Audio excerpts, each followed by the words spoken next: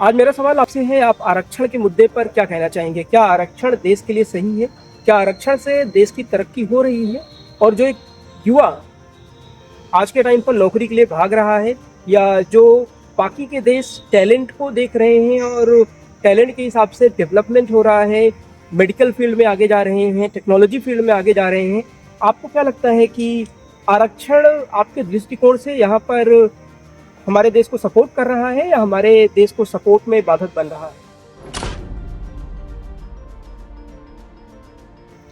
देखो, आरक्षण जो है ना, आरक्षण देश का दानव है, एक तरह का देश को दीमक की तरह खाया जा रहा है।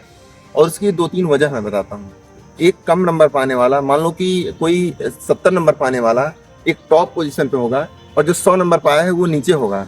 जब दोनों साथ में काम करेंगे तो दोनों एक दूसरे में कैसे तालमेल बना पाएंगे, और इससे समाज में दूरियां आएंगी। और जब कोई कम पढ़ा होगा वो ऊपर पोजीशन पे होगा, और जो ज्यादा पढ़ा होगा वो उसके अंडर में काम करेगा, तो वो भी एक तरह से बैलेंस नहीं हो पाएगा। जो सिस्टम, सामाजिक भेदभाव होगा, सिस्टम बैलेंस नहीं हो पाएगा। और साथ में अब जो ज्यादा कोई मेहनत करके आगे बढ़ा है, कोई आरक्षण के दम पे आगे बढ़ा है, तो जो मेहनत करके आगे बढ़ा है वो कैसे देखना चाहेगा जो आरक्षण के दम पे आगे बढ़ा उसको? क्योंकि भाई वो मेहनत किया है, वो परिश्रम किया है, तो जो अपने आप आगे बढ़ गया उसको देखना नहीं चाहेगा भाई। वो इससे समाज में दिलों में दूरियां बढ़ेंगी, और इससे समाज आगे नहीं बढ़ेगा, समाज पीछे होगा, देश पीछे होगा, देश की अर्थव्यवस्था पीछे होगी। आरक्षण को सबसे पहले तो खत्म कर देना चाहिए कि आरक्षण नाम की कोई चीज नहीं होनी चाहिए। अगर किसी को सपोर्ट करना है, कोई वर्ग कमजोर है, तो उसको उसके काम में सपोर्ट करो। जैसे कोई नौकरी है तो उसके लिए कोचिंग की व्यवस्था करो, उसको पढ़ाने की व्यवस्था करो, उसको आगे लाओ। ऐसा नहीं कि दूसरों को पीछे ला के बराबर करो। दूसरों को पीछे ला के बराबर करने से अच्छा है कि नीचे वाले को ऊपर उठा के बराबर करो। इससे समाज में दूरियां घटेंगी और समाज एक होगा, और समाज एक होगा तो देश आगे होगा, देश आगे होगा तो देश की अर्थव्यवस्था आगे बढ़ेगी, और हम लोग सब आगे बढ़ेंगे। आपको क्या लगता है, आरक्षण से कहीं ना कहीं देश के जो होनहार बच्चे हैं वो पीछे रह जा रहे हैं, और जैसे -40 वाले हैं वो कहीं ना कहीं आगे आ रहे हैं, तो क्या ही कंट्रीब्यूट कर पाएंगे? जी बिल्कुल। जो होनहार बच्चे हैं वो बिल्कुल पीछे हो रहे हैं, उनका शोषण हो रहा है एक तरह से कहा जाए तो।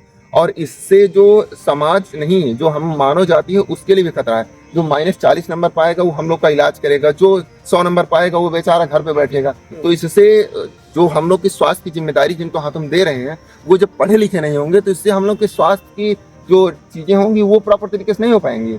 तो ये हम लोग के लिए भी हानिकारक है। इससे आरक्षण को जितनी से जल्दी हो सके देश से मिटा देना चाहिए, और इससे देश को आरक्षण से मुक्त कर देना चाहिए, मेरा ये कहना है।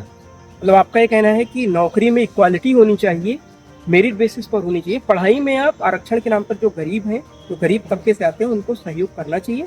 लेकिन जहाँ पर एक बात आती है कॉम्पिटिटिव लेवल एग्जाम की, वहाँ पर आरक्षण नहीं होना चाहिए, वहाँ पर सबके लिए इक्वल अपॉर्चुनिटी होनी चाहिए। बिल्कुल, कॉम्पिटिटिव एग्जाम में बिल्कुल भी आरक्षण नहीं होना चाहिए। एक नंबर पे सभी का सिलेक्शन होना चाहिए। और जो सपोर्ट वाली बात है, अगर कोई तबका, कोई वर्ग कमजोर रह गया है किसी चीज में, किसी कारणवश, तो उसको और तरीके से मदद किया जा सकता है। उसको कोचिंग वगैरह पढ़ाई में, या उसको और फैसिलिटी देके उसको मदद की जा सकती है, बजाय इसके कि उसको कम नंबर पे सिलेक्ट करके समाज में मतलब तरीके से बैलेंस को बिगाड़ दे। इसकी वजह से उसको इसकी जगह पे उसको थोड़ा सा सपोर्ट करके और समाज, एक अच्छे समाज का डेवलपमेंट किया जा सकता है। तो आपके हिसाब से जो अमेरिका में या यूरोपीय कंट्रीज में एक मेरिट के हिसाब से चीज़ें होती हैं, टैलेंट के हिसाब से चीज़ें देखी जाती हैं, तो क्या आप उसको सही मानते हैं, या भारत के संविधान के हिसाब से जो आरक्षण दिया गया उसको सही मानते हैं? नहीं, इस मामले में तो मैं जो टैलेंट के बेसिस पे जो भी कंट्रीज काम करती हैं मैं उनको सही मानता हूँ। इस आधार पे मैं भारत की आरक्षण को बिल्कुल सपोर्ट नहीं कर रहा, बिल्कुल विरोध करता हूँ। ठीक है, आपने अपनी राय रखी, बहुत अच्छा लगा। देखते हैं पब्लिक का क्या सेंटिमेंट होगा, आप लोग अपनी राय जरूर बताएं। इस वीडियो में यहीं तक दोस्तों, धन्यवाद। Thank you.